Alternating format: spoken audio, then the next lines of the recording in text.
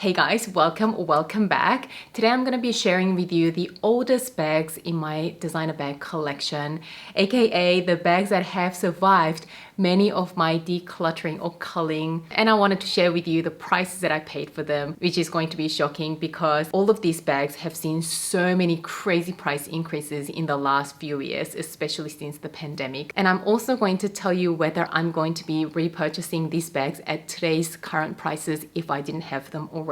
So that'll be interesting because the price that I paid for them back in the day versus what they cost now, there's a huge difference. So stay tuned for that. This tag was actually started by the beautiful Steph from Handbagaholic. If you guys don't watch her videos already, she does great videos on luxury bags, and also she does a lot of luxury shopping vlogs in London, which is like eye candy heaven. So do make sure you head over there and check her out. And I was actually tagged by the beautiful Lou from Jewellery to do this video, and I believe it was supposed to be 7 oldest bags in my collection, but I just picked the 5 because these 5 have actually stayed in my collection for a really long time, whereas after these 5 bags, all of the other bags haven't actually stayed in my collection longer than 3-4 years. So I really wanted to share with you the bags that have stayed like 10 years in my collection. So without further ado, the very first bag that I ever bought, you guys may be already familiar with, is the Louis Vuitton Speedy 30 in the damier ebene. It is without the bandolier, so without the shoulder strap, so it is a very classic style. This was the very first designer bag that I ever bought. It was the first year that I was out of university with my big girl career job, and this bag meant so much to me. This bag was bought when Sydney Louis Vuitton store was still the old store on Castlereagh Street where Dior is right now. Since Louis Vuitton has moved to the huge maison on George Street, and it's been there for a long time now, but this was actually from the OG store. The price of this at the time was 825 Australian dollars, and I believe this one is over $2,000 now. It is a very classic bag, so even fast forward 12 years, this is something that Louis Vuitton still produces to this day, except it's got a huge price tag now. If you ask me if I would repurchase this bag at today's prices, I have to be really honest with you, I don't think so, especially because it doesn't actually serve my lifestyle's purpose much anymore. It is a little too bulky. I don't carry around this much with me, and it's just boxy this way, so it sticks out of your body quite a bit, and it's just got the top handles without the bandolier strap. So being a really casual looking bag, I just don't think I will pay that much money to buy this bag at today's price. But it is a bag that I used so much when I first got it. I think I used it every single day to take it to work, on shopping days, brunches out. It's just come with me to so many things. So I don't actually mind that I don't get to use this bag much anymore, even though I don't keep bags that I don't actually use at the moment. This one is an exception because it's just got that sentimental value to me that it was my very first designer bag. And the price tag it was, I think it's just worth keeping in my collection. How much am I gonna get for this bag if I sold it on the resale market? Maybe $1,000. It's worth this a lot more with me than what $1,000 can bring me. So I think I'm actually gonna be keeping this bag forever. It is a big statement, but I really don't see myself letting this go anytime soon. The second oldest bag in my collection is also from Louis Vuitton. It is the Alma BB in the epi leather in the color Coquelicot, which is this beautiful poppy orangey red. It's got a clochette where I heat stamped the initial E, which is the initial of my Korean name. I've had this since I believe 2014. So my Speedy was bought in 2011, I believe, and this one was bought in 2014. So this Alma BB is also almost 10 years old. My early designer bag buying days, I didn't buy nearly as often as I do now. Obviously, I was much younger. I was really early at my career, so obviously I didn't have as much disposable income. So every single bag in a way meant a lot more to me.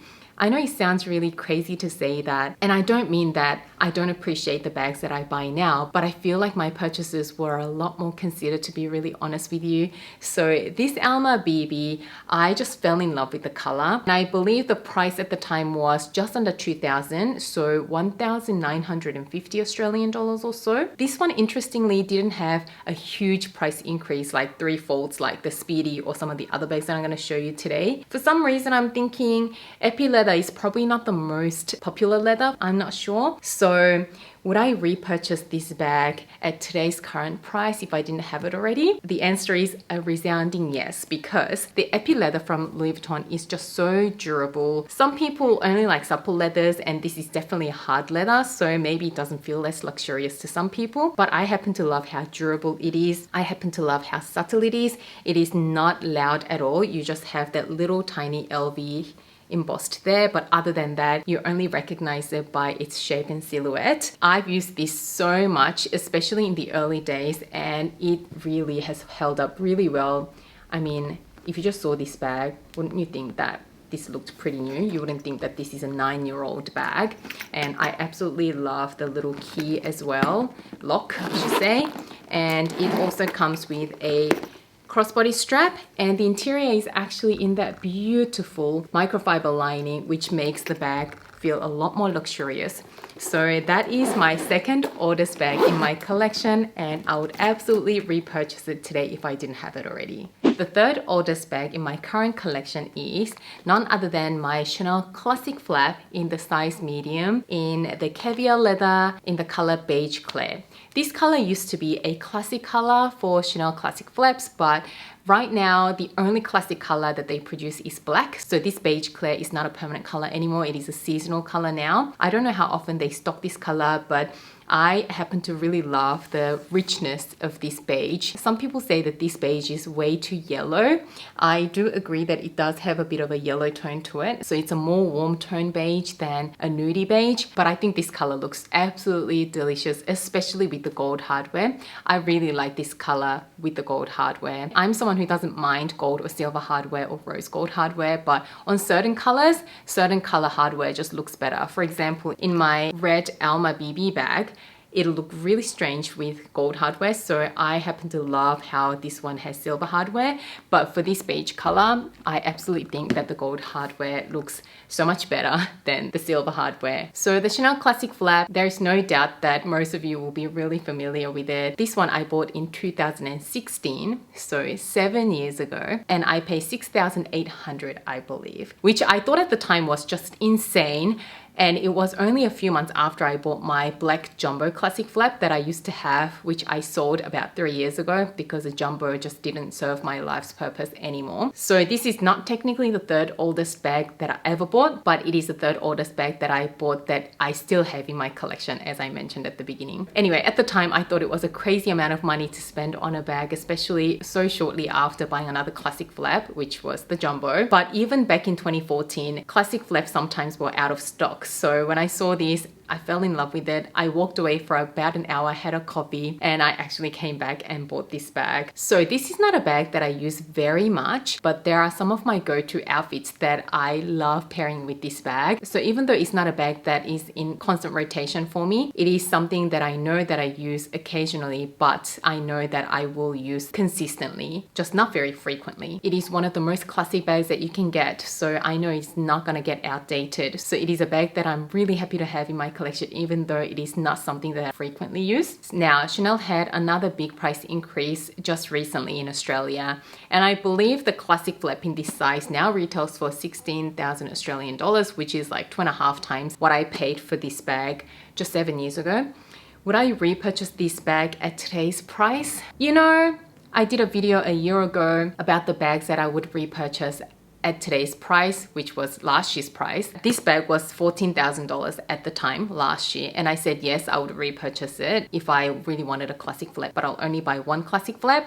But this year, when it went over $15,000, I know it's only $2,000 more than what it was last year, but I think I'm gonna draw my line there. If I didn't have a classic flap in my collection, would I pay the $16,000 today? I honestly don't think so.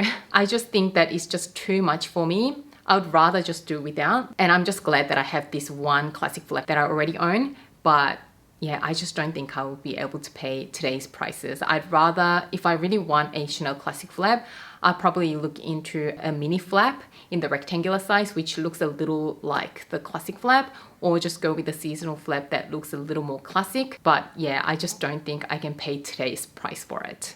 Next oldest bag is also from Chanel, and it is my beloved mini flap in the square shape in the lambskin leather with the light gold hardware. I have talked about this bag so many times on my channel. If you guys watch my videos regularly, you will be sick to death about hearing about this bag, how much I used it, how it came to so many holidays with me, how I still think it is really worth the price tag even at today's high price tag. I bought this bag back in 2016 as well, but towards the end of the year, and the price that I paid for it was 3,500 Australian dollars. Even at the time, I thought it was a fair price for a Chanel bag that is rather classic looking. And the mini flap actually can fit all your essentials. The medium flap does look a lot bigger, but it doesn't fit that much more than what the mini flap can fit. And this one just looks a little less serious. I thought it looked a bit more youthful. So at the time, the classic flap looked a little serious and a little mature for me, but the mini flap I thought was perfect for my lifestyle at the time. And you guys heard this a million times before, but a lot of people are scared of Chanel lambskin because they think that this leather is really delicate, but I have found the lambskin to hold up really well. After 7 years of so much use, it is still looking great, as you can see. So I am so happy that I actually opted for this lambskin. It feels really luxurious as well. It actually feels a lot nicer than caviar. If you're not too scared of the lambskin, I actually would prefer lambskin over caviar. I know it can be a little bit of an unpopular opinion, but that's where I stand. So currently this one retails for something like 7,000 Australian dollars, which is double what I paid for this 7 years ago. At today's price, if I didn't have it, if I really wanted it, would I pay today's price for this bag? Absolutely yes, because I know that this bag is the most versatile bag that you can use for so many occasions. You can dress down, you can dress up. It is youthful, but it is classic. But you guys may know that since I added my mini Kelly from Hermes in the exact same color combination, black with gold hardware. You guys know that I've been using that one a little more than this one. So I did talk about this in my previous bag collection decluttering video last year, that I actually haven't been using this one as much as I used to since I added my mini Kelly. So I actually thought about letting this one go, but after having my baby girl, I thought, you know what, I'm gonna keep this because this will be such a cute bag for even a teenager. I can't really hand her down my Hermes bags at such a young age. I think that's ridiculous. But even hubby said something like this, it is really cute that we can maybe let our baby girl use when she's a teenager even. So I decided to keep this, and I'm okay to keep it even if I don't get to use it much anymore. My next oldest bag, I think I'm cheating with this one a little bit, but hear me out. Anyway, it is my Saint Laurent Mini Lou camera bag in the black grained leather with silver hardware with this beautiful tassel. Now, I actually repurchased this bag in this combination because the original Mini Lou camera bag that I bought was in the black with gold hardware combination, but I soon realized that because I have this mini flap from Chanel, there was just too much of the same color combination. So I ended up letting the gold hardware one go and I repurchased it in the silver hardware, which I'm really glad that I did because this is a camera bag style, which in my opinion is a lot more casual bag style than a flap style bag. So the silver hardware against black looks so fresh and casual. So I was really happy that I repurchased it in this combination. When I first shared this bag on my channel, a lot of you guys also loved this bag, especially for the price point. It is such a hearty bag for the price point that it was 3 years ago. I believe I bought this in 2019, so 4 years ago. It was 1,420 Australian dollars at the time, which was a great price point for a full leather bag. Very durable, very classic looking, and it also even has full leather lining inside.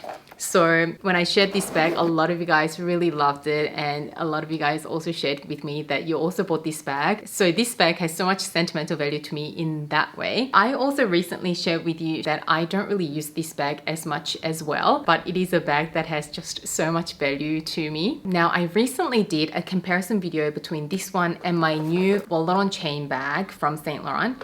And some of you actually let me know that Saint Laurent discontinued this exact camera bag style and replaced it with a new style of mini camera bag, which only comes in the smooth leather without the tassel. So the zipper pull is a simple zipper pull now. I do also love the new style, but I'm someone who happens to love this tassel detail. The tassel was such a big Saint Laurent thing for a long time. You remember the cape bags with the metal tassels and everything. So I happen to love the tassel detail. So I am so sad to see that they they have gotten rid of the tassel on their new version of this bag. But anyway, that bag is still a great camera bag in my opinion. This one also had a bit of a price increase since I bought it 4 years ago. So current retail price for this is just over $2,000, I believe. And I still think that this bag is really worth the price tag considering what designer bag prices are these days. For a classic timeless bag that is in the full leather that has worn so well over the years for me, so I know the leather quality is definitely there. I think 2,000 Australian dollars is still definitely absolutely worth the money in my opinion. So these were the 5 oldest bags in my collection that have survived many of my bag culling processes, which says a lot about the value of these bags in my collection in one way or another. I'd love to hear from you guys what your oldest bags are in your collection. So do share them in the comments below. Or if you do have a YouTube channel and you haven't done this tag yet, I tag all of you guys. I know I am really late to this tag, so I am sure most people have already done this video. Anyway, I hope you enjoyed this video. If you did, don't forget to give it a thumbs up and subscribe to my channel. As always, thank you so much for watching and spending some of your precious time with me today, and I can't wait to see you again soon in my next video. Bye guys.